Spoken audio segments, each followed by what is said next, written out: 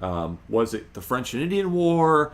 Did the British fight against the French and the Indians? Whose side were the Indians on? Why were the French and the English fighting against each other in the first place?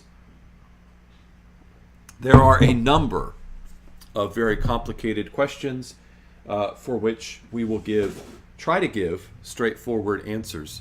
Hopefully not overly simplified answers, though, because you can be simple, hopefully, without being overly simplified. All right. So, the 7 Years' War is also known as the First World War. That's what Sir Winston Churchill called it. He's probably the greatest historian of the history of the British Empire. You might know him as the Prime Minister of Great Britain during World War II, and the man who took his stand against Hitler. But before he was that, he was Admiralty. He was the Rear Admiral, basically ran the naval fleet for Great Britain. Before that, he was a soldier and a statesman. And so he's also one of the most prolific and most award-winning authors and scholars among any major world leader. Sir Winston Churchill wrote massive volumes of history of the British Empire, of the Boer War, which was fought in South Africa that he participated in, of World War I, of World War II. And so he won Pulitzer Prizes, he won a Nobel Prize. So he's a very highly regarded historian, and he calls the French and Indian War, the 7 Years' War, the First World War. And if you look, you can see why. One of the side effects of colonization is that when these European powers, particularly France and Great Britain, but also Spain, when they get involved with a conflict with each other, it has the potential to spread very quickly all around the world. And so that's what happened with the 7 Years' War. It began ostensibly as a frontier skirmish between British settlers that we know as Americans, including a young Colonel George Washington, and the French fur traders and trappers out in the western frontier of the British colonies. That's where it kind of began in 1756. In fact, George Washington basically started the French and Indian War, or the 7 Years' War, in 1756, because a previous war had ended just 6 years prior, or 8 years prior to the beginning of this war. It's sometimes historians lump them together, the War for Austrian Succession with the 7 Years' War. I think that's really bad, and I'll explain to you why. I don't think we should do that. But in fact, you could more logically link together World War I and World War II than you could the War for Austrian Succession with the following 7 Years' War. Is it part of the background? Yes, the War for Austrian Succession is definitely part of the background for the 7 Years' War. But to say it's just a continuation of the War of Austrian Succession is very misleading, because they were two different wars with two different sets of issues, and we will talk briefly about them together. So here's what the looked like in America, in the British colonies. You see July 1756, Fort Necessity. If you look in western Pennsylvania, sort of just north of far western Maryland, you'll see Fort Necessity, July 1756.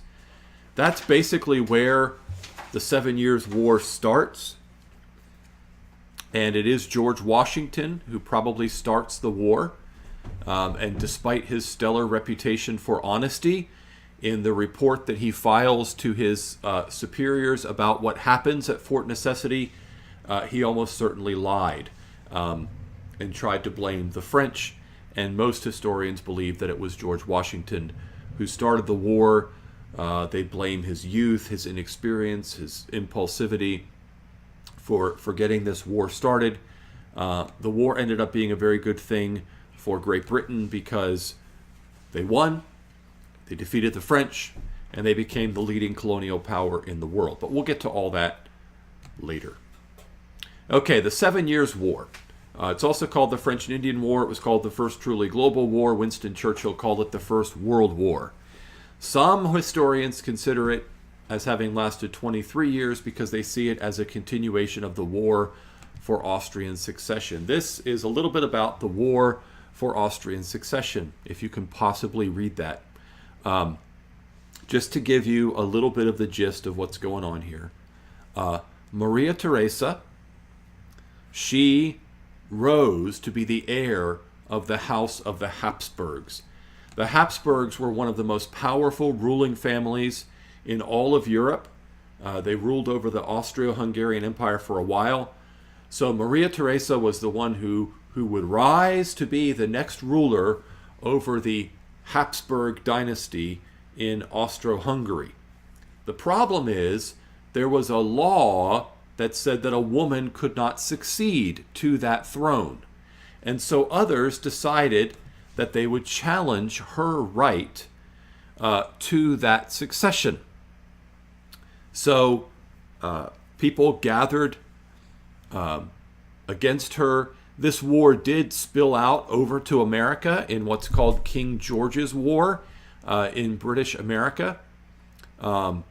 It spilled out into some other parts of the world as well. It led to a Jacobite uprising in 1745 in Scotland. These were people who were trying to overthrow the British monarchy and change that.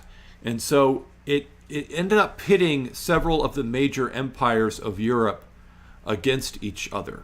Okay, France and Prussia were joined by Bavaria, and they were the ones trying to say Maria could not rule. So France, Prussia, Bavaria, they said that Maria could not rule. On the other side, Great Britain came to the defense of Maria Theresa's right to be the queen, right? The Queen of Hungary and the Archduchess of Austria and the Queen of Hungary. This ended up sort of splitting off Austria-Hungary from the rest of the Holy Roman Empire, which was kind of loosely being held together, the Germanics. And so this is kind of the beginning of the split between what's Germany and what's Austria-Hungary. But for our purposes, what happens, this war ends in 1748, and Great Britain and France already don't like each other. They're already sort of natural rivals, and they end up at the end of this war really hating each other, and it doesn't take much to light the spark to get the 7 Years' War going 8 years after this one concludes. Why do I think they're two separate wars? Well, because the 7 Years' War didn't really involve Austria-Hungary that much, and it was really Britain and France fighting against each other much more directly and over different issues. They weren't fighting over the succession of the Austro-Hungarian throne. They were fighting over territory and trade rights and wealth. So it's hard to say it's the same war when different people are involved and different issues are at stake. Yes, it's true that France and Great Britain fought against each other in the War for Austrian Succession because France opposed Maria Theresa and Great Britain supported, but that doesn't make it the same war just because some of the same people were involved. So, why were they fighting the 7 Years' War? Basically, they were fighting over land and trade. This brings up an important historical lesson. Many people say that most wars are fought over religion, and that religion causes wars. That is not accurate. It's very misleading, in fact. Almost all wars can be brought down to a question of power and property, wealth. So people fight to get more stuff or to keep the stuff they have or to get more power or to hold on to the power that they already have. That's why people fight. They fight because they want something they don't already have, or they're trying to protect what they already have in terms of power or property possessions, right? Where does religion come in? Religion comes in as a way for those who have power and property to unite their people and get them to fight feeling like they're fighting for a righteous cause. But the cause of the war is almost always to either gain or protect property and power for those who are ruling. So religions don't cause wars. In fact, the 20th century was the secular century, where secularization flourished around the world, and it was the bloodiest century in the history of the world, bloodier than the 19 previous centuries put together, where almost 200 million people were killed in global conflicts and civil wars, and almost none of them were being carried on in the name of any religion. There's a few exceptions to that, but they are by definitely the exceptions. So, what happened?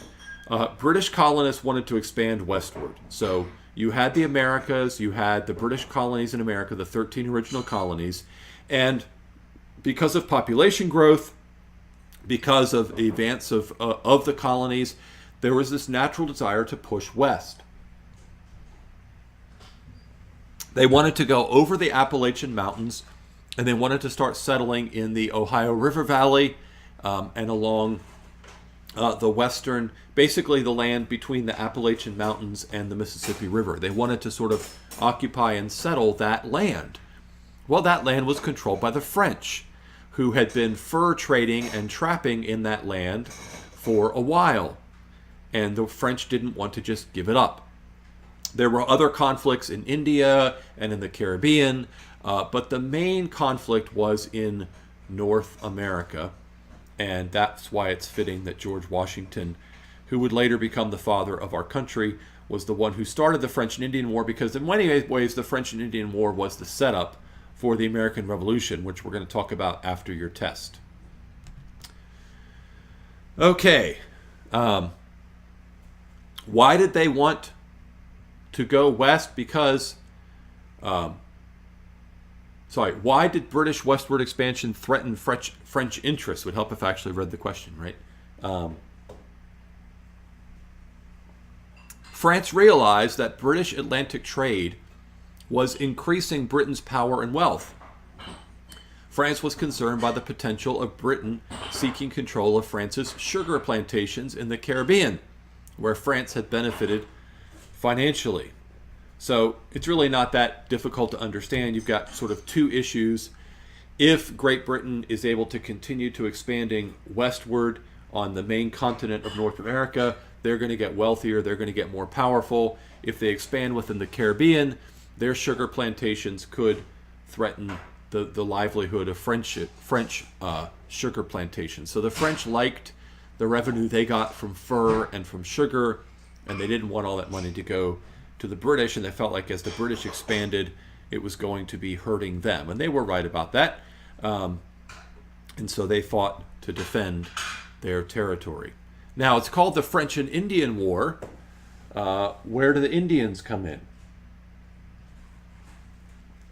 Well, the Native Americans actually fought on both sides. For a while, very wise Native American tribes, like the Iroquois, were able to manipulate the French and the British and play the French and the British off of each other to keep themselves relatively independent.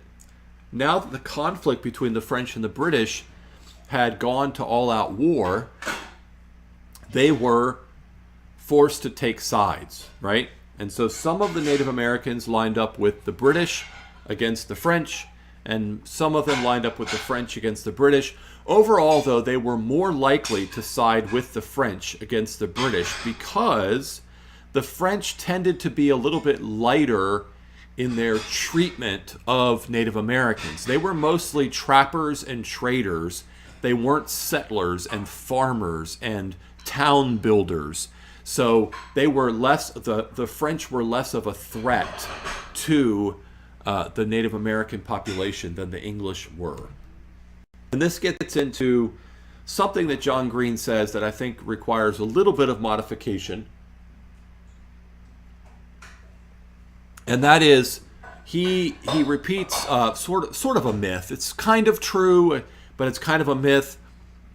There was a big difference between the way that Europeans viewed land and agriculture and the way that Native Americans viewed land and agriculture. So the Native Americans, John Green says they didn't think of land ownership. Maybe individually as private property, that's true, but they certainly did recognize that this land is my tribe or my village's land. It's our hunting ground, it's our gathering ground, it's our territory. And the surest evidence of that is that the tribes, the Native American tribes, fought against each other for years before Europeans ever showed up. So if they didn't have a view that the land belonged to them, they wouldn't fight another tribe over the control of it. So they did have tribal lands, they did have tribal hunting grounds, they did have tribal village areas, and then people did have personal property, what was in their dwelling, but it was much more of a communal living situation than certainly your classic European. It's not like your average Native American household would go out and mark out 40 acres and say, this is our territory, my personal family's territory. That's not how it worked. But they did have tribal lands and they did have village lands and they did have a sense of this land belongs to us rather than me. It's sort of us, right? And then the land use thing, well, they had stone tools. They had stone and wood. So their farming was going to look very different from European farming, not because they were more environmentally conscious or because they had more respect for the land, it's just because they had simpler tools. They did farm the land. Remember, it was Squanto who taught the Pilgrims how to grow corn using fish. And so they fished and they farmed and they hunted and they gathered and they did all the normal things that human civilizations do, except they only had stone tools until until Europeans came over to give them more. So it did create conflict, but it was really not that much different from the conflict of the tribes that already existed. It's just that now there was a new tribe, as it were, a European tribe, and this tribe was much more powerful than any of the native tribes. And the evidence is that had any individual native tribe gotten as much power as the Europeans had, they probably would have taken over in just the same way that the Europeans did, because that's human nature. Human beings tend to like power and control and wealth. That's what they do. So going back to the French and Indian War for a second before we move on to Captain Cook. We'll talk about this after you take your test. So the first session after your test, we're going to do American Revolution, French Revolution. That one's going to be a bit of a longer class. Today's going to be a bit of a shorter class because we're going to be covering a lot of important information. But it is important to know that the 7 Years' War is the setup for the American Revolution. And it's really for a couple of reasons. One is, before the 7 Years' War, the British government was not heavily involved in the governing of the colonies. So Parliament and the King did not really directly govern or control the colonies prior to the 7 Years' War. The colonies had governors and legislatures that set taxes and laws, and it was almost more like the Commonwealth situation today, where Canada and Australia are part of the Commonwealth, but it's really just sort of a loyalty and allegiance thing. They're not really controlled by Great Britain. It was more than that, but it was less than what we think of when we think of direct colonial administration. The British were not running things in North America. They were sending over governors sometimes. They were, they were providing military protection at times, but they weren't, there were import tariffs on certain things. There were mercantile laws. Really the primary way that, and we'll talk about this next time, but the primary way that Great Britain made money off of her American colonies was not directly through taxation, but through what's called mercantile laws. And the mercantile laws were set up to say American colonists could only buy finished goods from England. They weren't allowed to make them themselves, and they weren't allowed to buy them from anyone else, say France. The effect of this was that the Americas would grow wood, cotton, tobacco, rice. They would send these things over to Great Britain, and then they would have to buy from Great Britain furniture, firearms, clothing, tea, silverware. Limited things were allowed to be made locally, like you had blacksmiths and silversmiths. But your larger finished goods items, particularly furniture, textiles, clothing, they really weren't supposed to be made in America, and they certainly weren't allowed to buy them from the French. So if you're the British, you get your cotton at a cheap rate because it's coming from your colony, who has to sell it to you. They're not allowed to sell it to anybody else. And then when you finish and make a garment, they have to buy it from you. So they have to sell you their cotton, they have to buy your clothing, you get to make money coming and going. That's how Great Britain made most of their money off of the American colonies, not taxation.